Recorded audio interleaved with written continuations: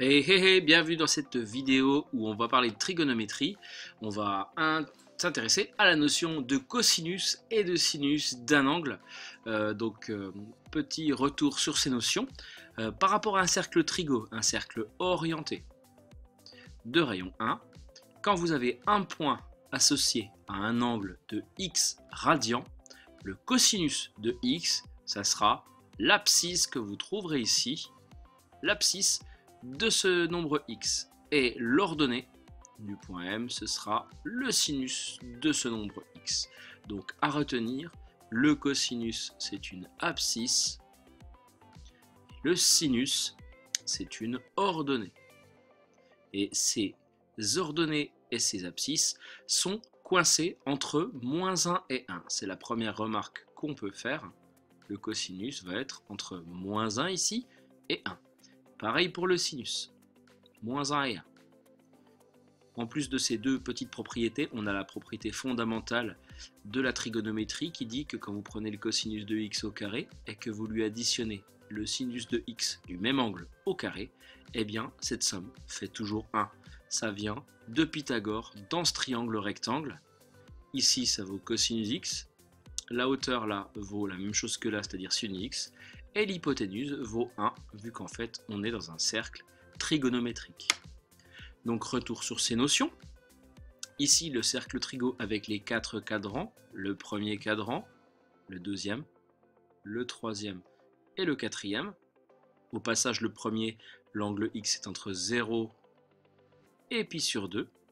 Dans le deuxième cadran, entre pi sur 2 et pi. Dans le troisième, entre pi et 3 pi sur 2 par exemple, ou alors entre moins pi et moins pi sur 2, ça revient au même.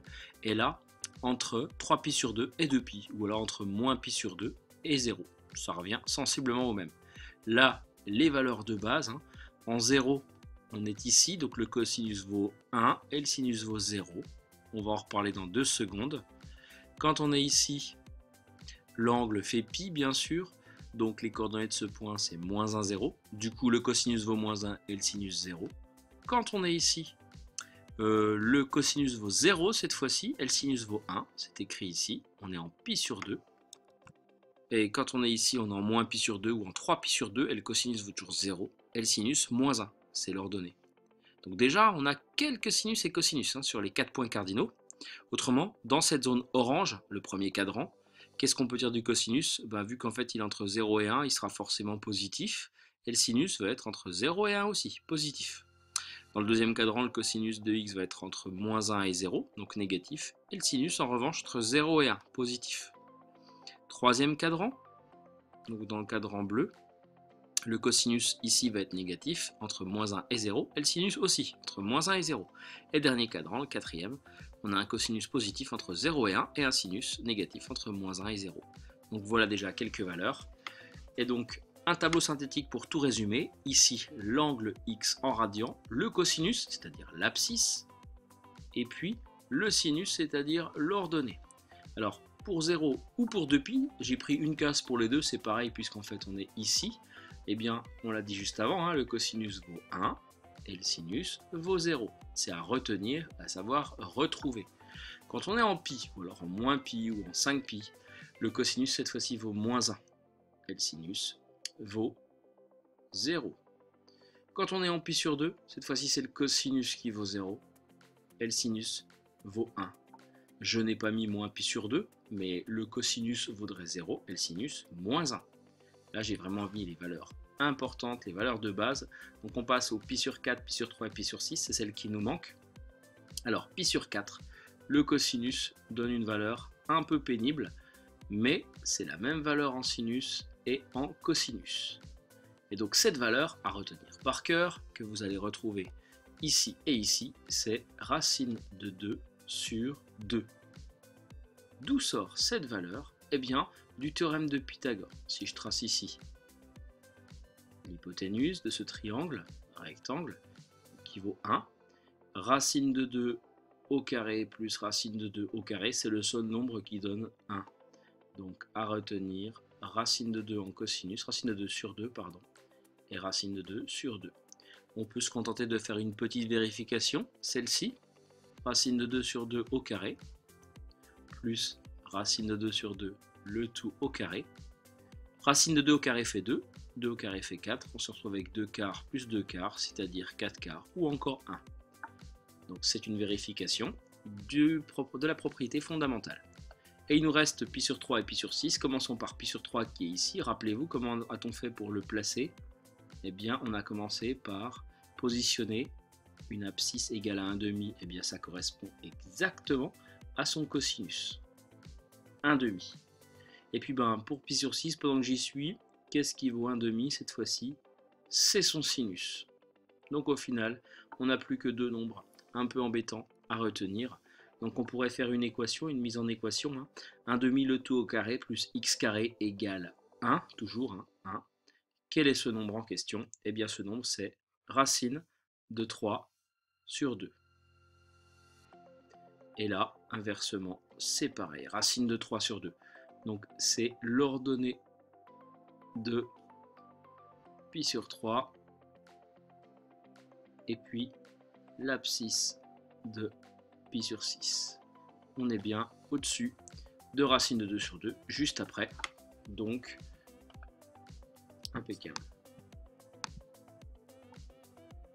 Pour finir, quelques valeurs. Comment fait-on pour représenter, par exemple, pour obtenir le cosinus ou le sinus d'angles de cette famille, mais pas tout à fait les mêmes? Prenons un exemple, 3pi sur 4, par exemple. Comment faire pour avoir son cosinus ou son sinus? Donc ça, c'est vraiment annexe.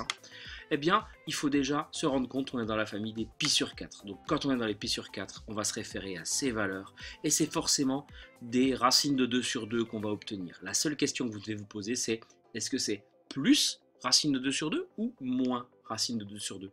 Et pour arriver à donner la bonne réponse, il suffit de se référer à ce qu'on a dit avant. Quand on est ici, le cosinus sera forcément de quel signe? Négatif, donc je vais mettre un moins. Alors que le sinus va être positif, je suis au-dessus du 0, donc un plus. Voilà. Autre exemple, je sais pas moi, moins pi sur 6. Moins pi sur 6 qui est ici, eh bien il faut vous rappeler que les valeurs pour pi sur 6, c'est 1,5 en sinus et racine de 3 sur 2 en cosinus. Mais après, plus ou moins? Eh bien, moins pi sur 6 qui est ici, vous avez un cosinus qui est positif, donc plus ici, que je mets ou pas, et puis le sinus qui sera négatif, donc moins. Un petit dernier, imaginez vous devez vous intéresser à moins 2 pi sur 3. Alors on commence par le placer. Alors moins 1, moins 2. Moins 2 pi sur 3, il est ici. On voit que son cosinus va être négatif et son sinus négatif aussi. En revanche, quelles sont les valeurs? Eh bien dans la famille des sur 3, qui est ici, eh bien c'est 1,5 en cosinus et racine de 3 sur 2 en sinus. Voilà comment on procède pour trouver les cosinus et sinus de n'importe quel de ces points des familles connues. J'ai laissé une dernière ligne pour parler rapidement de la tangente. Qu'est-ce que c'est que la tangente? Eh bien la tangente d'un angle X, c'est son sinus divisé par son cosinus, dans cet ordre-là. Où est-ce qu'on la représente sur le cercle? Un peu à part, il faut tracer justement la droite tangente au cercle passant par O, perpendiculaire, elle n'est pas très bien tracée mais c'est pas grave. Et si vous voulez par exemple la tangente de pi sur 4, il faut prolonger pi sur 4 et jusqu'à obtenir cette droite, et c'est cette longueur là, ça c'est la tangente de pi sur 4 par exemple. Donc dans le tableau ça donne quoi? Eh bien si je fais sinus divisé par cosinus, donc l'ordonnée divisée par l'abscisse, 0 divisé par 1, ça fait 0. 0 divisé par 1 moins 1, ça fait 0. 1 divisé par 0, problème, on n'a pas le droit, donc en fait, pi sur 2 n'a pas de tangente. En même temps, par rapport à ce que j'ai dit au-dessus, vous imaginez si on cherche le point d'intersection entre cette droite et puis la droite qui passe de O à pi sur 2, là, elles sont parallèles, donc forcément, il n'y a pas de point d'intersection. Racine de 2 sur 2 divisé par racine de 2 sur 2, il se trouve que c'est le même nombre, donc ça fait 1. Racine de 3 sur 2 divisé par 1,5, je vous laisse vérifier, mais c'est pareil que racine de 3 sur 2 fois 2 sur 1, donc en fait ça fait racine de 3. Et puis ici, 1,5 multiplié par, divisé par racine de 3 sur 2, c'est pareil que 1,5 multiplié par 2 sur racine de 3, ça fait 1 sur racine de 3 ou encore racine de 3 sur 3. Donc ça c'est pas vraiment à savoir, on peut les retrouver ou alors votre calculatrice se chargera de vous les donner.